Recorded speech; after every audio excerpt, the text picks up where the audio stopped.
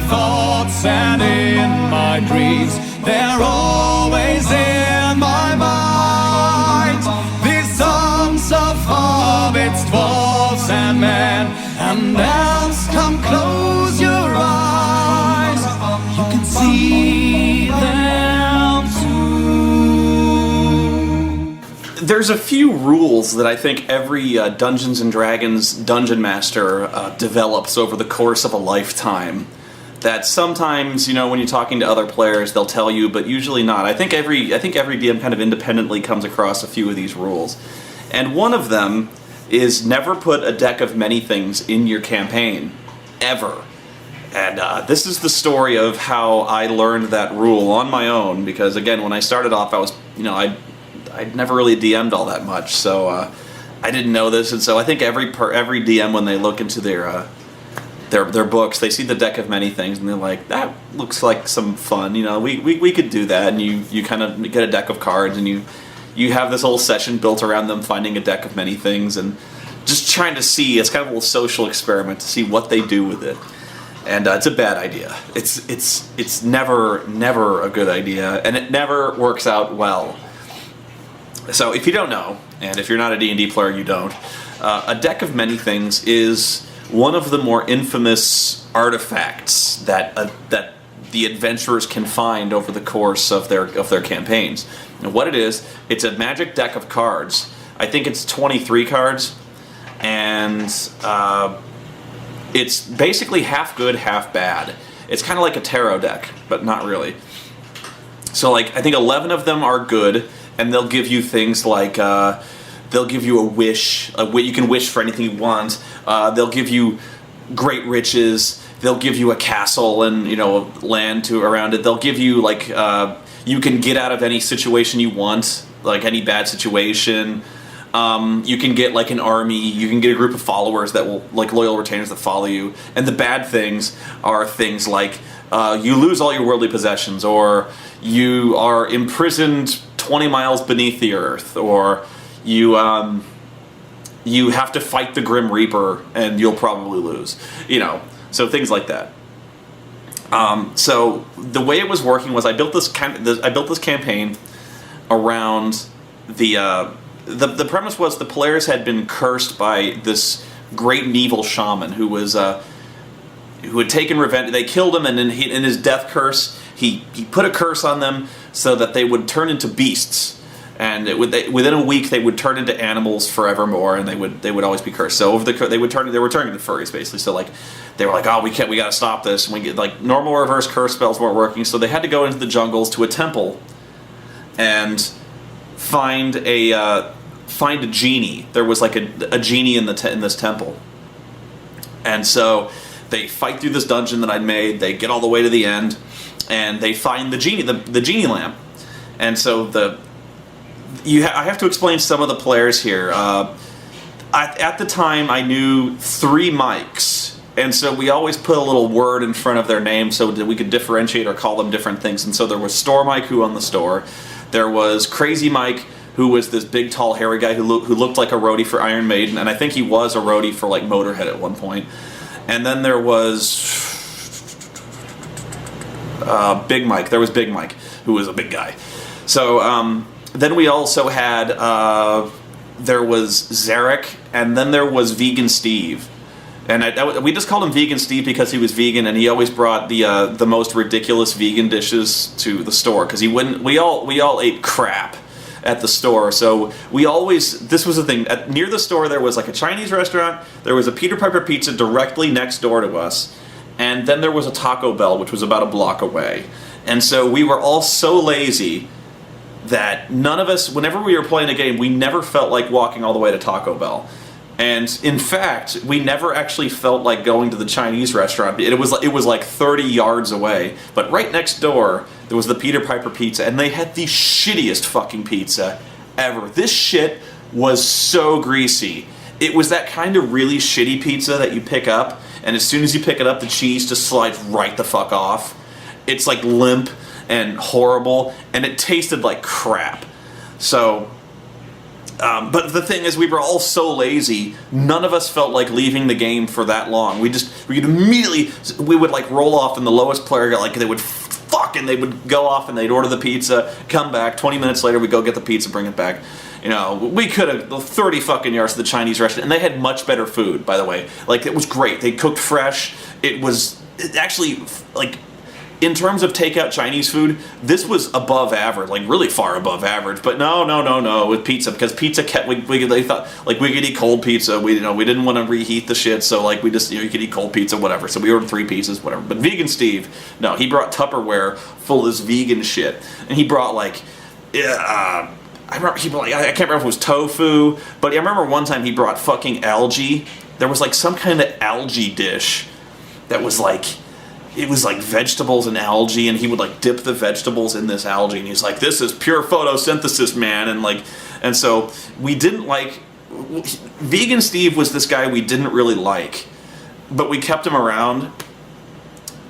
It wasn't like we hated him, but he was always so pretentious about his veganness. You know, he would always criticize us as vegan. He's like, you know, you eat shit. This stuff will keep you alive forever, and we're guzzling down this like solid slab of limp cholesterol, being like, shut the fuck up, Vegan Steve, you know, and we're like grease on our fucking hands, and like they made fun of me one time because I took a paper towel, I took the napkins from the Peter Piper pizza, and I would put it on the pizza, and the napkins like dissolved. You could fucking see through the napkins, and they were like, oh, what, you don't like the pizza? And I'm like, no, this pizza tastes like ass. And they go, well, why don't you go to the Chinese restaurant? I'm like, it's too far.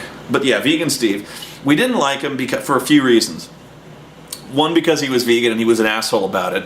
And the second reason was because he wasn't very good at D&D. Meaning, he didn't really know the rules, and he played his class like an idiot. So, like, I actually can't remember what his class was. I think he was a thief, but he never played like a thief. So he would never, like, suggest, like, maybe I should go ahead and search for traps, or, like, maybe I should sneak ahead and backstab a guy. No, he just played it like a fighter. Like, he didn't play very good. So he was always that guy who would ask, like, during a combat session, he'd be like, what do I roll again? And we'd be like, the 20-sided die, fucknut. Like every other fight, you roll the 20-sided die. And he'd roll, and he wouldn't know if he rolled good or not. We'd say, do a strength check, and he'd roll a 20 and be like, 19, I made it! And we'd be like, no, Steve, a 19 is not good for a strength check. And he's like, but it was good in a fight. And we're like, I know, but in D&D, rolling low on a strength check, and he's like, he never got it. So we never liked this guy.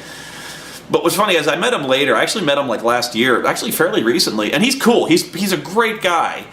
He was just kind of in this phase, I think. I actually feel bad for not liking Vegan Steve back then, because he's actually a lot of fun. So I actually do. I think I met him on board gaming night, so I actually should go back and just try to make friends with Steve, because he's actually really. I actually didn't recognize him because he was really smart and well spoken, and he wasn't a douchebag. So I imagine I was a pretty big douchebag, still am. So anyway, I had to explain Vegan Steve just so you. And Crazy Mike, the deal with Crazy Mike was, we liked him. But he really wasn't all that crazy. He just looked crazy. He looked like he was the kind of guy who would write a manifesto in a cabin somewhere. So he looked like a Motorhead geek, you know. So he was perfectly intelligent and fine, you know. He was a lot of fun. He just he had the worst luck. He was notorious for having the worst fucking luck. I remember playing with a campaign with Crazy Mike, and he failed to roll a successful to hit roll on he failed to hit a monster with, you know, rolling a dice. You have to roll high. I remember he failed to roll a successful to hit roll in 2 months, and we played like every week. So within about like 7-8 weeks, he failed to connect a single time with anything. He failed everything. He was just fucking jinxed. So we were making fun of him. We would always bust each other's balls, but nobody wanted to sit next to Crazy Mike, because I was the only guy willing to sit next to him, because I didn't believe in like bad luck. I was just like, whatever, and I rolled fine. It was just him, this fucker, like he could not buy a hit to save his life, and like so he was doing everything he could to min-max his character. You know, this fucker, he could not. We were like, like, your dice suck. We didn't know. We were trying to find some explanation because this guy was a statistical anomaly, really. There's really no, like, statistically he should have accidentally rolled over a 10 in 2 months, but it wasn't working for this guy. And so Big Mike was kind of the grizzled veteran. He really liked the way I ran campaigns. He always complimented me very heartily. He's like, I've been playing D&D for so long and you did great, and I'm like, thanks, man. So they all liked my campaign, but I was really young and I didn't know some of these rules. Anyway, so Crazy Steve, Vegan Steve, he's fucking around the temple, he's being a fucknut, and he's stumbling over everything, and we're getting frustrated with him, and everyone really bands together, and they help him out, and so, but the thing is, Steve isn't really saying anything this whole time. Crazy Mike's just swinging like a maniac at these serpents that are flying out, and he's not hitting anything, but he's absorbing damage. He's actually, we found a role for him. He would tank, he upped his AC to a ridiculous degree so that he could just absorb punishment. We just kept healing him, or they kept healing him, and he was happy with that. He had a role. He was doing something successfully. So what he did was, Mike would essentially find ways to draw aggro.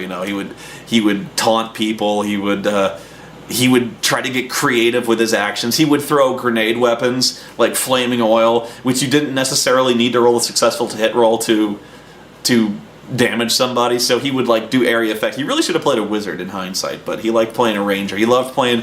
What he did was he would play a ranger so he could swing 2 swords. And swinging 2 swords, he would get 2 to hit rolls. So he would roll twice as many dice, and he's like, I should statistically be able to hit something with 2 dice rolls per round, right? And so, no, he didn't. But it was a good idea, I really admired that.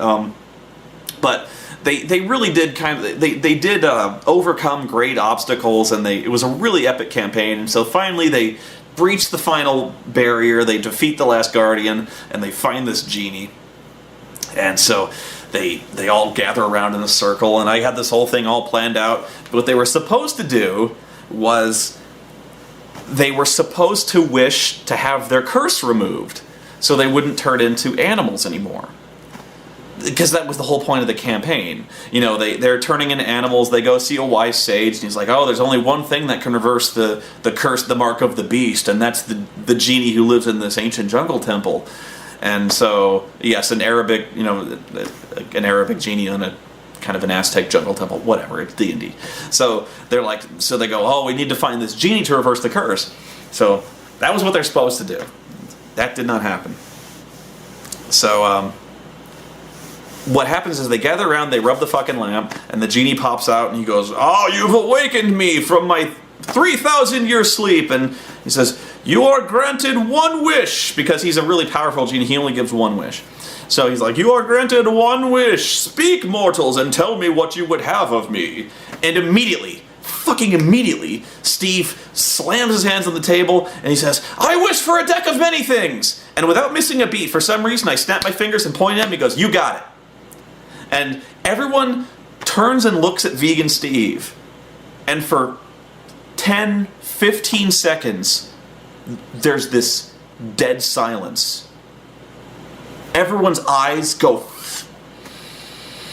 fucking wide as saucers. And everyone is trying to make this fucker's head explode with their mind. They're like... And you couldn't have rehearsed this any better. I wish I'd taped it. I wasn't even recording this at this point, but for 15 seconds they're staring at Vegan Steve, and Vegan Steve is this biggest shit-eating grin of his life. He's like,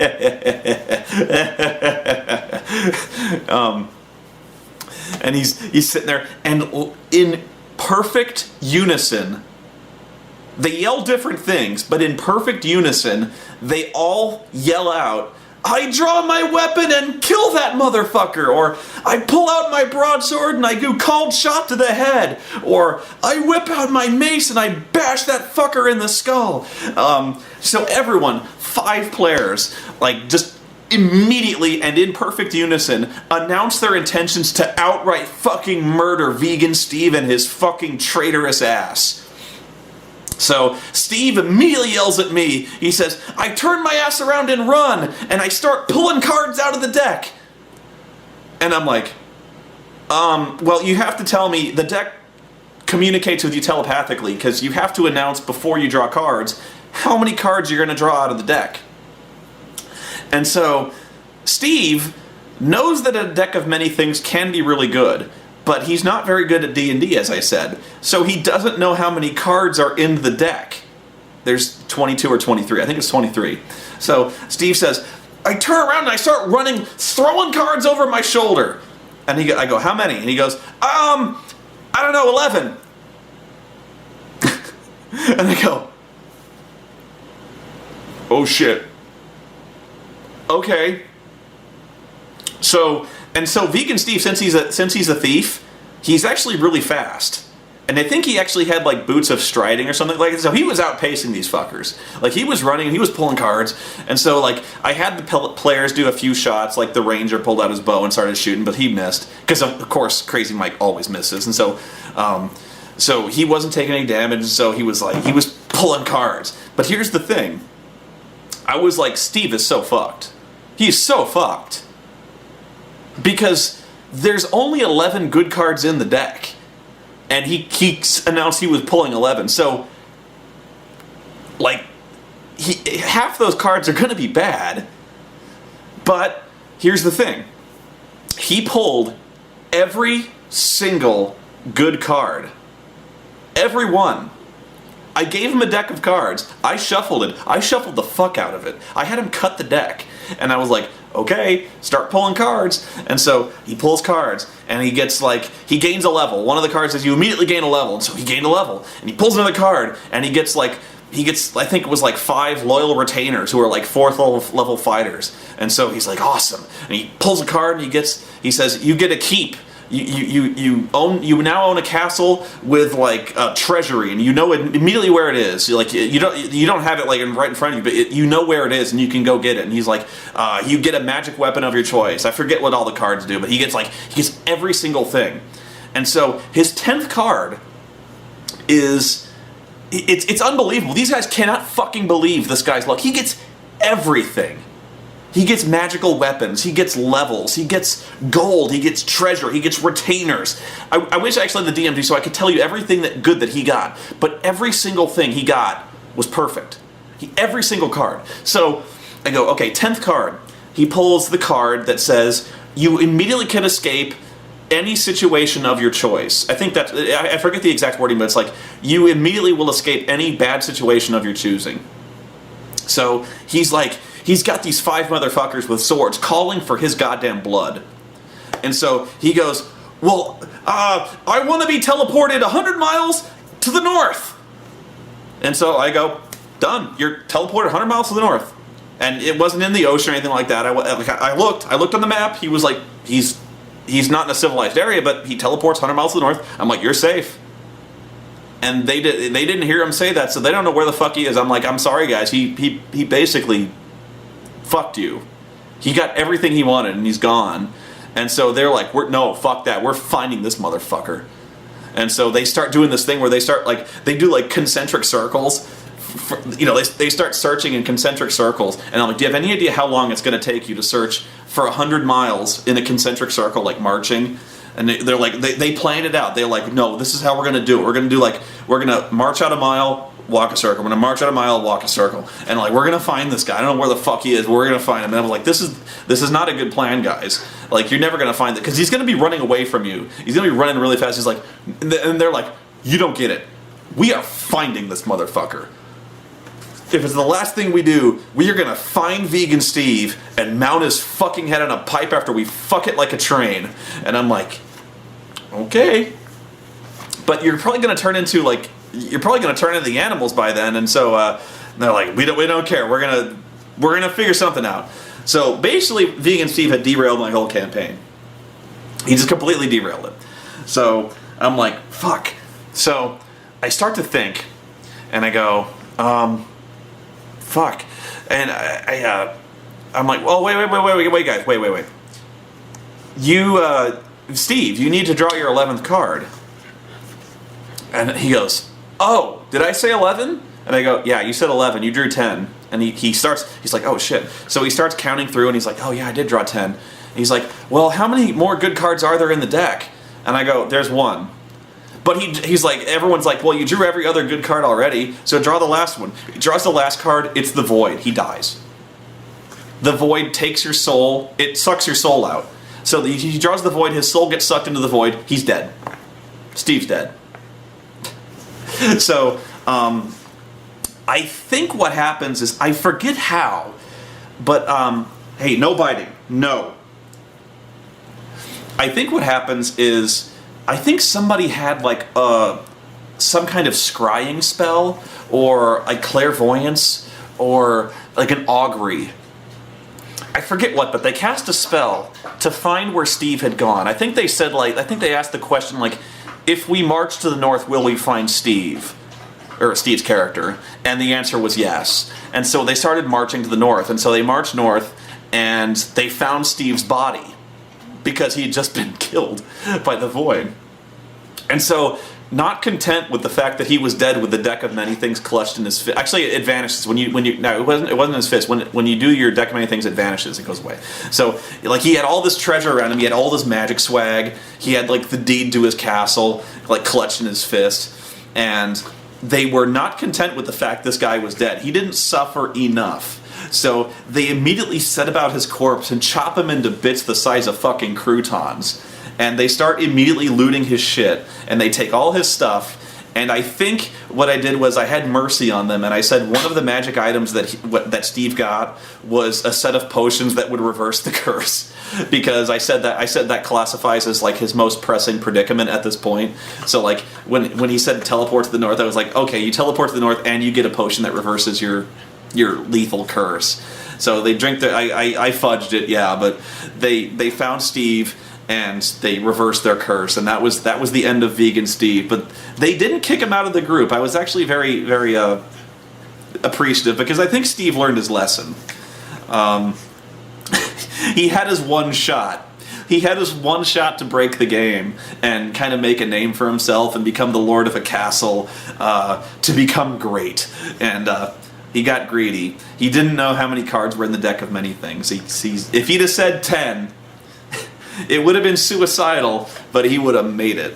He would have made it free and clear. Now, you may ask how I learned this lesson, how this is a lesson to me, because I didn't actually include the deck of many things. But another one of these rules is basically never give your players wishes. Never let your players have wishes of any kind, because they will fuck each other. More often than not, they will fuck each other hard. So that's kind of a corollary. No decks of many things, no wishes. Because when you give players absolute power, it corrupts them absolutely, and within a matter of seconds. So that's the story of the Djinni and the deck of many things.